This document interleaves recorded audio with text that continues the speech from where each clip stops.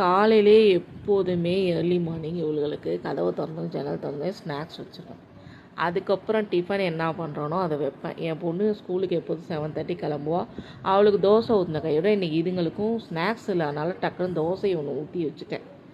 வச்ச உடனே ஸ்நாக்ஸ் இல்லாதனால அந்த தோசை உள்ளே போகல பாருங்கள். ஒத்தியாக போகிறா. அந்த மூக்கியும் பாருங்கள் யோசிச்சுட்டு அந்த தோசையை எடுக்க மாட்டேங்கிறாளுங்க. ஓரளவுக்கு அதை அதுக்கப்புறம் கம்ப்ளீட் பண்ணிட்டாளுங்க. அதுக்கப்புறம் எனக்கு என் ஹஸ்பண்டுக்கும் காலையில் சாதம் தாளித்தேன். அதுக்கப்புறம் அதை கொஞ்சம் வச்சேங்க. அது ரொம்ப பிடிக்கும்னு வச்சேன். அதை ஓரளவுக்கு டக்குன்னு கம்ப்ளீட் பண்ணிட்டாளுங்க.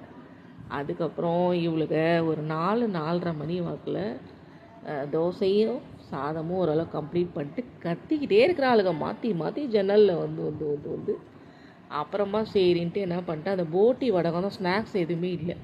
போட்டி வடகம் பொரிச்சதே ஒரு 4 பொரிச்சு போட்டால் பிடிக்கும் ரொம்ப அவளுகளுக்கு. அதை வச்ச உடனே பாருங்கள், அது மட்டும் எவ்வளோ வேகமாக உள்ளே போகுது பாருங்கள். வந்து எப்படி கொத்திட்டு போகிறாளுங்க பாருங்க. இங்கே பாருங்கள், 4:30 மணி போல் அது வச்சேன் ஈவினிங்கு. அது மட்டும் வேகமாக உள்ளே போகுது, கொத்திட்டு போகிறத பாருங்கள். அடுத்தது ஒருத்தி வருவா பாருங்கள், அந்த ஊசியில் பூ கொப்பாங்கள்ல, அப்படி அரியாக பாருங்கள், 3 கொத்திட்டு போகிறத பாருங்கள். இது மட்டும் எப்படி உள்ளே போகுது பார்த்தீங்களா வேகமாக அதுங்களுக்கு.